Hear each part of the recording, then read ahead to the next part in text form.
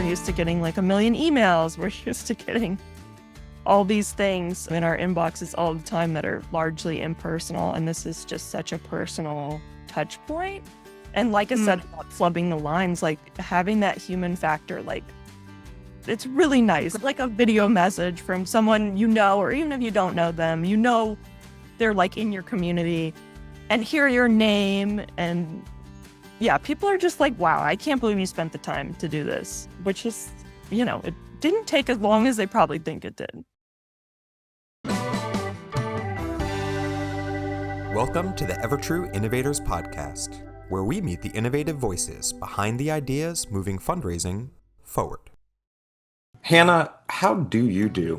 I am excited and ready to dive into the California Academy of Sciences campaigns, especially their Party After Dark campaign. Yeah, 100%. Those campaigns were thoughtful, beautiful, and, dare I say, a little magical. Natalie Kramm is turning stewardship into an art form with ThankViews that make donors feel seen.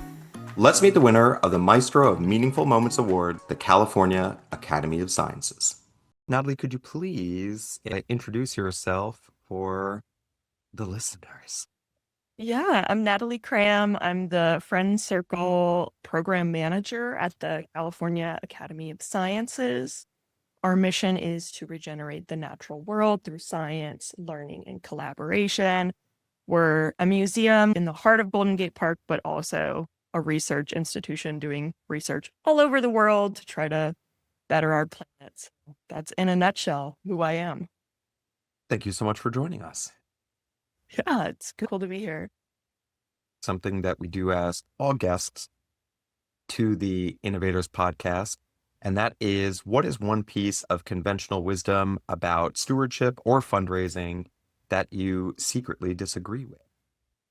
Oh, wow. Okay, I don't disagree with the tried and true stuff, but I think you have to go against the grain and do stuff that makes people nervous and like just really throw stuff at the wall and see what sticks, because I think that's where some of the best ideas come from, which is maybe a little controversial to say. Yeah. I agree with it. So Yeah. I'm all for going against the grain a little bit and trying new stuff. So I think that's great. So I guess with that, we can launch right in to learn more about the campaigns. So you launched 2 campaigns that tied to your signature events, Supernatural and Party After Dark. We were hoping you could share some background on the events and then also what inspired you to incorporate personalized video into your post-event strategy. Yeah, so Supernatural is our annual Halloween celebration. It's an all ages, like more family-oriented event with trick-or-treating around our museum and a bunch of other really amazing like activities and pop-ups and programs and stuff like that. And Party After Dark is our annual Big Bang Gala's After-Party. So it's 21 plus and it's geared more towards that like young philanthropist crowd. And there's like musical artists, DJs, drinks. And I think it really showcases our work in creative ways. And there's always like a theme that goes along with it. So it's probably my favorite event that we do. And there's always like a standard thank you message that goes out after these things. But I don't think it usually had very high engagement rates. So I think this was like, let's try it and what happens. And it was very successful. So we kept doing it.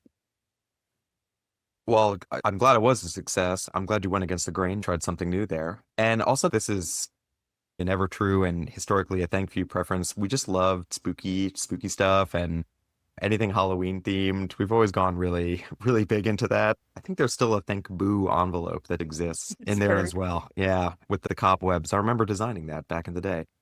So I'm glad it lives on. So thinking about the campaign itself, we'd love you to walk through some of the creative process. How did you approach the planning and production? Because ultimately these thank yous were really tied to the themes of the event themselves. So yeah, we'd love to know more about your creative process. I'm definitely not a creative genius, but I don't think you really have to be to make a compelling campaign with ThankView. This was just like an additional thing that I picked up in addition to all the other work on my plate. So for Supernatural, I dug up a bunch of fun Halloween footage. Like every year we give our animals, our albino alligator Claude and all his friends, pumpkins as enrichment, which a lot of like zoos and aquariums do. So we have so much footage of that. And I was like, oh, I'm just going to like splice this together. And then, of course, we had our chief development officer in her giraffe costume. And it just like sort of came together. We started to realize we needed to do things more structured and like do things earlier before the event instead of just like after the fact. The creative process and planning and production is like still a work in progress, but like I love that because we're constantly like tweaking little things. Each campaign we learn something. And I'm just curious too, like what is the size of your team that's like really working in ThankView? It's me, and then I consult with the event planners, which are 2 folks on the events team, and then I also work with a couple folks on our communications team to just make sure everything's in line with the event and the branding and everything. So it's 5 of us, but I would say that you could really do it as a one-man team, and I did a lot of the legwork, I suppose, and just got their guidance on what they wanted out of the ThankView touchpoint. And when it came to sourcing the content, did you use any kind of scripts thrown out there? And then was it you taking it over the line, kind of doing the editing yourself? Yeah, so I did learn how to do video editing. It's not that hard. You can do it. We did write scripts for the people, the thankers is what we call them, just to kind of make it really easy and streamlined. Because I think people can get a little nervous when they have to be on camera if you're not used to it. I'm definitely not used to it. So yeah, just giving them all the tools they need to succeed. But I also think it's really charming and human when someone like flubs their line. So I was not mad at that either. I've flubbed many a line in all of the things that I've done. So definitely get it. I think that adding in that like human element to it, the results that you saw were pretty remarkable. So I'm curious, like you saw nearly a 74% open rate for Party After Dark. And then the supernatural send wasn't that far behind it. So what do you think it was about these videos that made them stand out so much to donors? I think a good subject line doesn't hurt, but I think this success is largely owed to just how special of an event it is. So that really helps to have some really great event planners on your team to give you something to celebrate. And people also want to see photos from the event. I think that's another motivating factor. So if you can include like your album of photos from the event in the body of the email, I think that's really helpful. But the videos, what's special about them is that like human factor and that someone from the California Academy of Sciences knows my name and is saying thank you for my support. It just really puts a face to our institution in a way that, of course, is great to do in person, but you can't catch everybody in an event. So I think it's a great touch point to add. Yeah, absolutely. We talked about how it resonated with the donors, the videos themselves. We also saw that you did receive some responses from the donors thanking you for the message. And I was just wondering, what kind of feedback really stood out to you and did it have any impact on yourself and the team?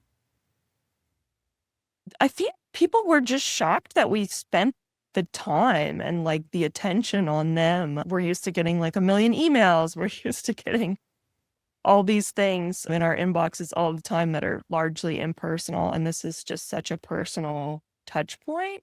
And like I said, about flubbing the lines, like having that human factor, like it's really nice. Like a video message from someone or even if you don't know them, they're like in your community and hear your name. And yeah, people are just like, wow, I can't believe you spent the time to do this, which is, it didn't take as long as they probably think it did. What was the overall time commitment from the campaigns, even just thinking pretty broadly from start to finish? I think it's been different each time. The first time I remember I spent longer on it because I was just trying to like get my sea legs. But I would say that with each campaign, that timeline gets shorter. There is always like the element of, especially with events, you're getting donations up until the last minute. You can't do it all ahead of time. On the same lines of like talking about the process, what would you say that you learned throughout the process of running this? And you had mentioned that there's room to iterate and figure out some new approaches to it, but is there anything that you're already thinking about maybe doing differently for next time or something that you want to try out? I think it's really important to actually look at the list and like know who you're sending to. It's not just like a list of random names. So we are able to match up like, oh, this is your relationship manager. You should be the one to film this video. Or, oh, this person should get a video from our executive director. So just knowing them on a human level, I think is really important and really adds a bang for your buck as far as people actually engaging and liking the content that you put out. If there was an institution that was looking to level up their engagement follow-up strategy, but don't know exactly where to start, what advice would you give them, especially those that are working with smaller teams or limited time, or kind of what you alluded to is that maybe there was plenty of time for setup, but things are still happening right up until the event? Especially for Supernatural, we have event co-chairs who are, donors who have put a considerable amount of time and energy into, getting their friends to buy tickets and really just spreading the word about this event, among other things. And so we were like, we got to get them on board. And, as corny as it sounds, like have the donors be your muse. And so on the day of the event, right before it opened, everybody's in costumes. So I went with one of our co-chairs and her two daughters, and we filmed some just in a random office in our building. And then she had to run and do the next thing for the event. So it was just really charming and sweet to see her two daughters who like, they wanted to be on camera, but they also like wanted to go to the party. So they were like pulling on mom's like sleeve. It was very sweet. People find it really endearing, I think, and more so in this day and age. Yeah, for sure. Kind of the more natural, the more human.